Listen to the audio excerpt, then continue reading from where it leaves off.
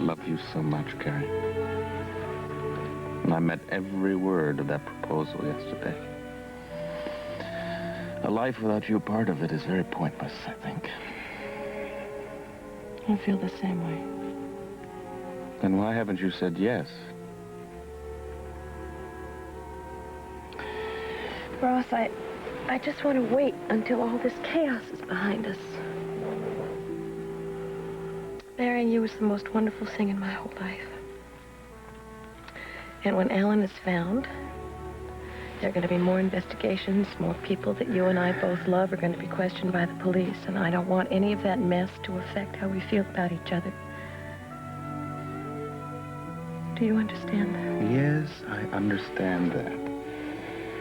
Actually, I debated yesterday as to whether or not to propose. For much the same reason, but then I decided that we are entitled to all the happiness we can find.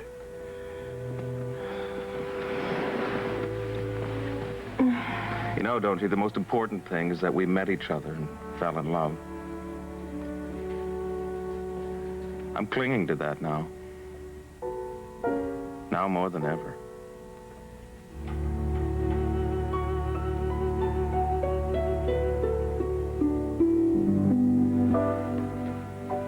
Well, I must say it was quite a stroke of luck you had, Mr. Bauer. Coming so close to you, Mr. Spaulding, and your daughter yesterday. Yeah, we just missed him by a matter of hours. Manuel and I had showed those pictures around to everybody in town who'd look at them, and we'd given up. Actually, we're going to this restaurant for a cup of coffee, and the waiter recognized the picture of my daughter. I tell you, I think I'm near the end of my search. Well, I hope so. Orotava is a small place, and, you know, everybody knows everybody else, so it seems to me that maybe Mr. Spaulding must seldom come into town if nobody else you show the pictures to recognize them. I just wish I had a picture of Wayne Jennings. I'll bet you anything he's the one who was flying that helicopter the villagers saw, and I'll bet you anything else that Alan Spaulding and my daughter were the passengers. Well, here's what they were seeing. One of my men tells me a farmer claims to have seen the helicopter take off and fly due south and vanish behind these mountains here in back of Orotava. That's awfully rough terrain back there, I can see that. Yes, and I hope you're not considering combing those mountains and backtracks. Even I, who was born in Tenerife, I know the island like the back of my hand, would not dare do such a foolish, foolhardy thing. I'll do whatever it takes to find my daughter and to bring Alan Spaulding back to Springfield for questioning. Right now, I'm going to count on my luck holding out. I think Jennings is going to come back here sometime. So all I have to do is sit and wait. I wish you didn't have to go back to Orotava today, sweetheart. Well, I hope you know I'd much rather spend the time here with you, but I've got things to do, and I can't put them off. We spent so much time shopping yesterday, I didn't have time to get to the currency exchange. But, Alan, what do we need money for here? We're miles away from everything. Well, darling, we always need supplies, and I like to be prepared in case of any emergency that might arise. Also, I want to call Ross and see how things are with the business. And I'll try to put a call through to Bert or Mike. That'll put your mind at ease on that score. Yes, I will. I won't be long. You know, I still can't understand why you're not going to use the helicopter. I mean, it takes a lot longer to drive down there by jeep. Wayne checked out the engines on the copter after our trip yesterday and realized that there was a worn part that needed replacing, so he's going to go into town and try and pick one up today. I'm sorry, sweetheart. I just don't know what's wrong with me today. I've just been thinking such foolish thoughts. I just wish you didn't have to go. Well, look who's here. Oh. I thought you'd both like to see how charming your son looks in the new clothes you bought for him yesterday. Say goodbye to Daddy now. Well, I can at least say goodbye to you, and you be a good boy. I really do hate leaving him. I know, you know, I've gotten spoiled ever since we've started this second honeymoon. I'm used to having you all to myself 24 hours a day. Mr. Spaulding, the jeep's ready whenever you are. Thank you, Wayne. I'll see you later today. All right, and you take care of yourself. And Wayne, you drive carefully. Bye. Is anything wrong, Mrs. Spaulding? I don't know. I didn't want to make Alan worried by saying anything, but I've just had this feeling all day. I just can't put my finger on it. It's probably nothing, but Why don't I go and start on some lunch, then? All right, thank you.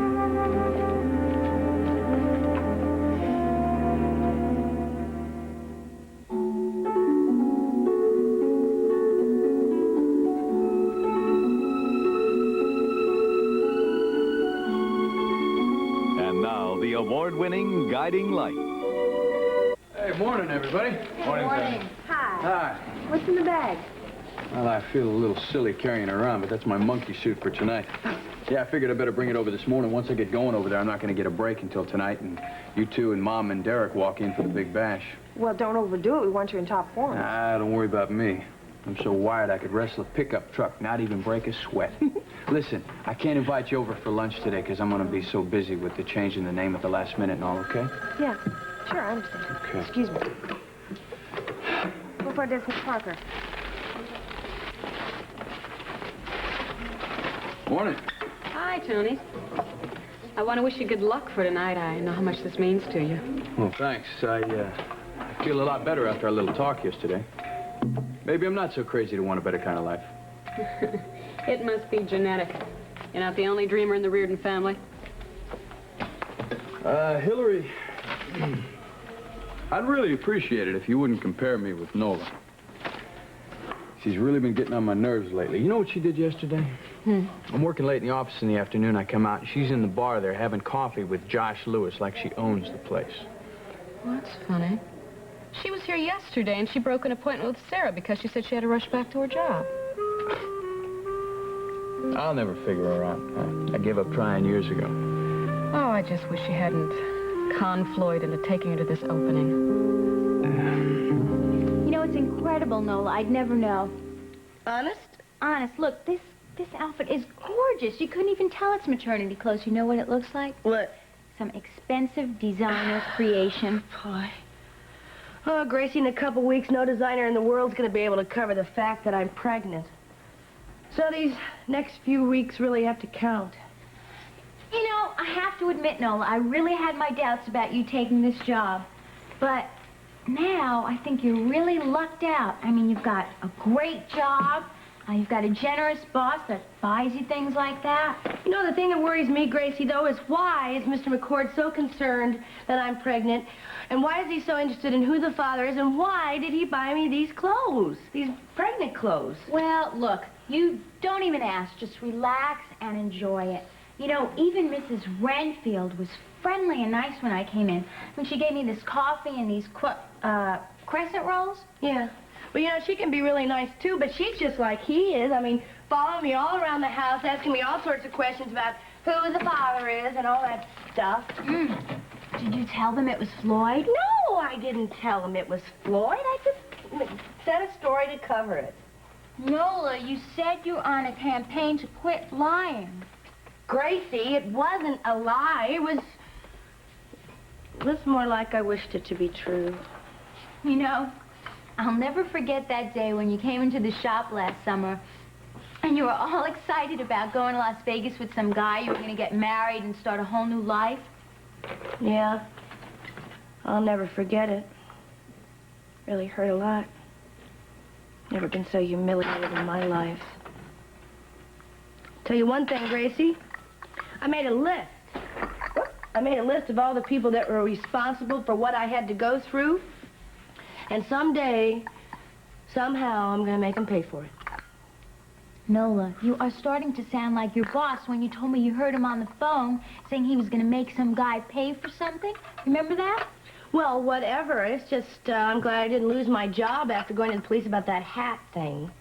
I'll say. Look, I better get back to my job if I want to keep it. Okay. Look, you have a great time tonight. All right. And, be sure and give Tony my love. Okay, all right.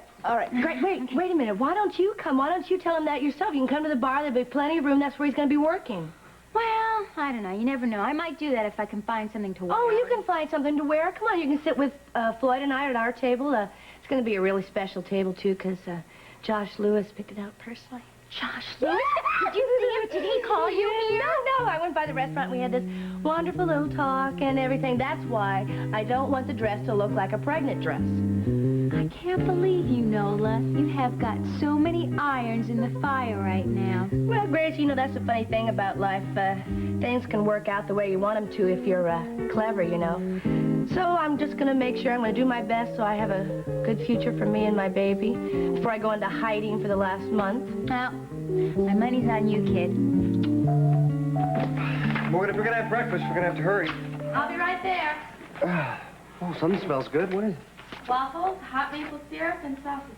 Oh. Wait a minute. How can we afford so much better breakfast and dinners? Because it's a special occasion. Happy birthday to you. Oh, my goodness. You are too much, Mrs. Nelson. You know that? Come here. No. First you have to blow out the candle. Oh. No, first you have to make a wish. Okay. I hope that wish comes true. I wish that we'd always be as... No, don't tell me. Then it won't come true. Look, I'm not superstitious. And nothing in the world could ever change what we have going right now.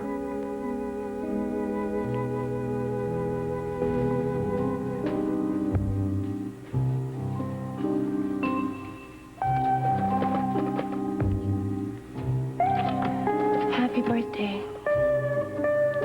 I hope this is going to be a birthday you'll never forget.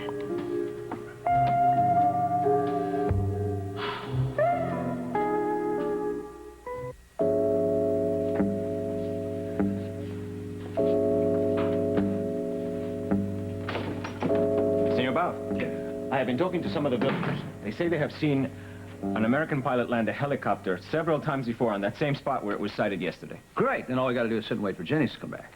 The only thing is, if he was here yesterday, it might be quite a while before he came back. Did you happen to check with any of those villagers about which of these villas were using Orotava for supplies? Yes, I have a list of such places and a general description of where they are. Good for you. Let's see. Some of these places are miles apart. Looks like you couldn't get up there except by helicopter. Yes, that's true. Well, I'm not going to just sit around. I think what I'll do is I'll check with some of the real estate places and see if any of these places have been rented in the last few days. Well, I have several friends who work for the largest real estate agency in Puerto de la Cruz. I know they have handled such unique and expensive properties in the past. Well, would you make a few phone calls and see if any of these places have been rented to a guy named Langley or Jennings? Yes, I'll try, senor. Sí, cómo no. Gracias.